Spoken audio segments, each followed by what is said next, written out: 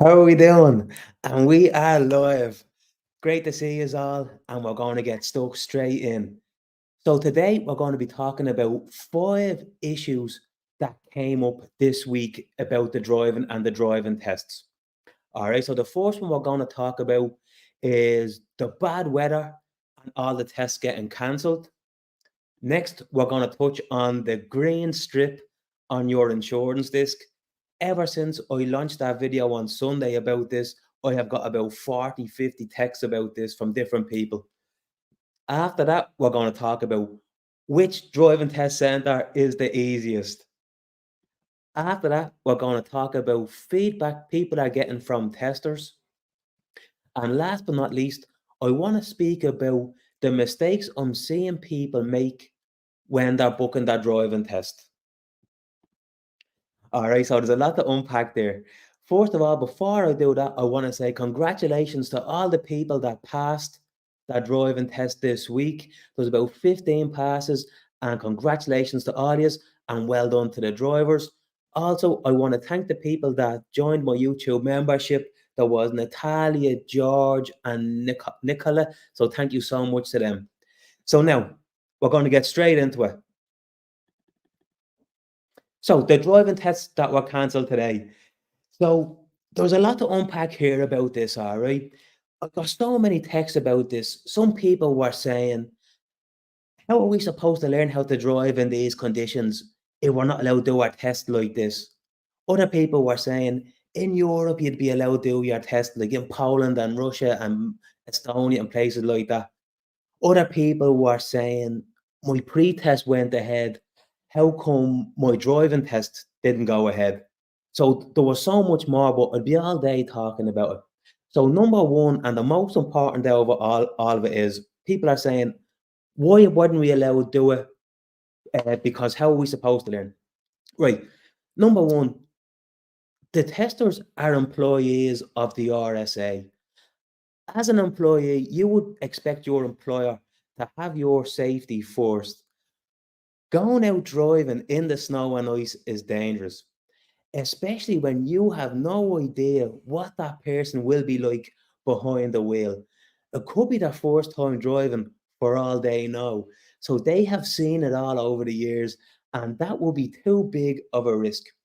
It would be like you being a roofer and your employer saying to you, get up on that roof, don't mind that snow and ice. You would say, no, it's too slippy, I'll fall off. They think the same. They don't want to be in a crash in their driving test.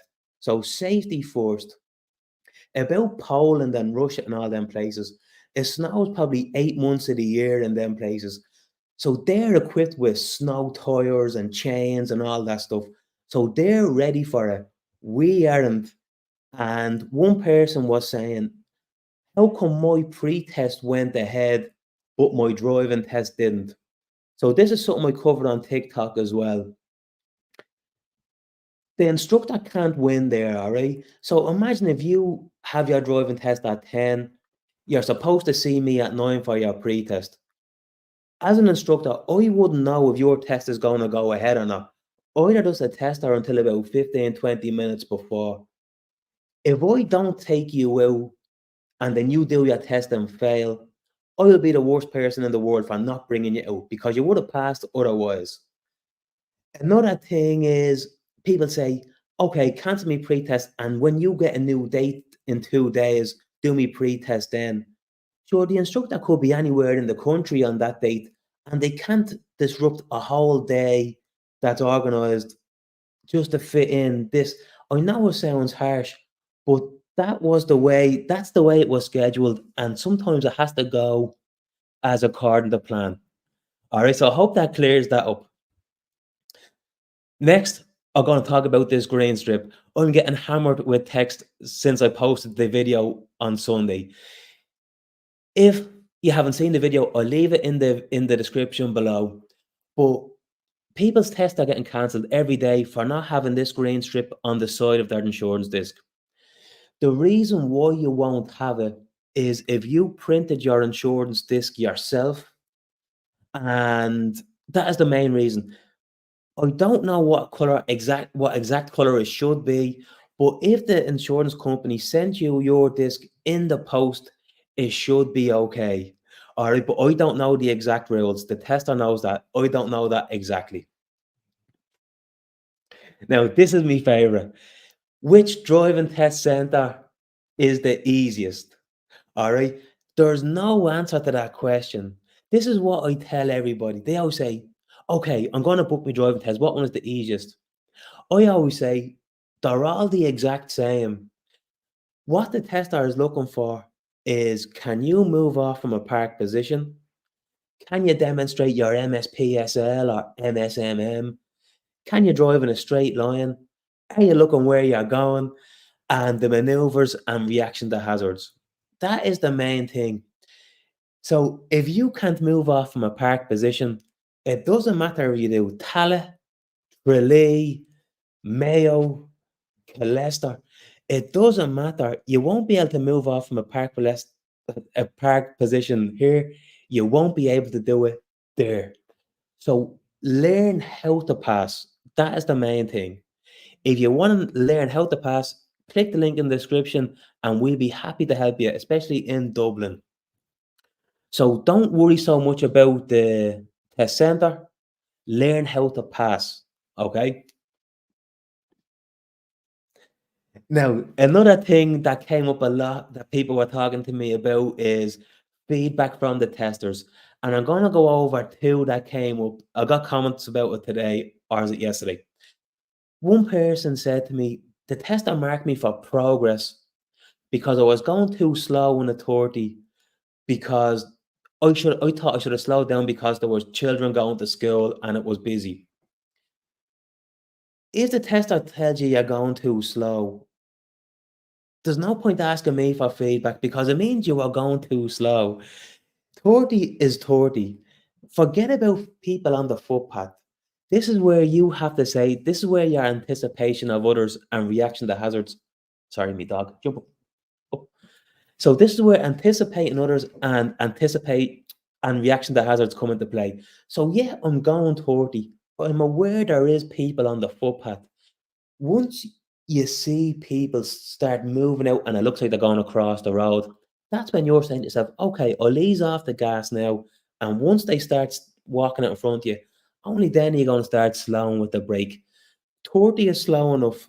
So just continue on at 30 until you have to react to a hazard. Another bit of feedback I got there, someone said they failed their test for observation moving off from a park position. They said the tester said they didn't check their blind spot, and they're adamant they did. So I see this every day when I'm in the car with people. I'd ask them to do a gosho, and I'd ask them, "Did you check your blind spot there?" And they would say, "Yeah," and I would say, "No, you didn't, because I was watching you. You stopped at your mirror, you flicked your signal on, handbrake down, and went." When you're checking your blind spot, make sure you look out your window. It's right out your driver's side window. It's not a big look behind you. It's just a look out the side window. You will also be marked for observation moving off if you pull out in front of somebody or you don't notice somebody in front of you and you drive at them. There's a few reasons. Or leaving your indicator on while there's someone driving past you. There's a lot of reasons there for that. But the point of my story here is, if the tester is telling you something, they do that for a living, all right? They know what they're talking about. If they tell you you didn't look out your blind spot, take it as gospel. You didn't look out your blind spot, all right? Same if they tell you you're going too slow. Take that on board and don't do it again in your next test if you fail. Now, last but not least, the mistakes I'm seeing people making when they're booking their driving test. So nowadays, you can go online to My Road Safety and you can pick a cancellation. That's great. But it's only good when you're ready to pass your test in the test centre that you know best. There's people texting me coming up from Athlone and saying, right, there's a date in Tala tomorrow. I don't know the area. Can you get us in? That is a recipe for disaster. If you failed your driving test in Athlone and you haven't done any lessons, driving to Tala or Leicester or any other test center where you haven't got a clue of the route without doing any lessons in between and trying to pass in a basically a foreign land, it's not going to work. The trick with the cancellations is if you fail your test, go back to your instructor or someone that can tell you how to pass your test and only book a cancellation in the test center you know when you're ready to pass. When you see a date, don't jump on it. This is only meant to be convenient for you to pass, not for you to sit the driving test and fail and then have to pay the more money. If you fail, go back to the drawing board, go to an instructor or go to someone that's recommended that you know is good. Tell them this is what I failed on. Can you help me? And then do a few lessons with them. When you're ready to pass, that's when you jump on my road safety and then you look for a cancellation. That is the best way to do it. So I hope that helped. I don't know, can people ask questions here? There's a few viewers here. Can you ask questions? I don't know. If you want to ask me something, I'd be happy to answer. But I don't know if you can. There's a little comment section here. It doesn't look like it. So look, thanks very much for watching. If you need lessons, click the link in the description. We are on fire this week. Everyone is passing with us.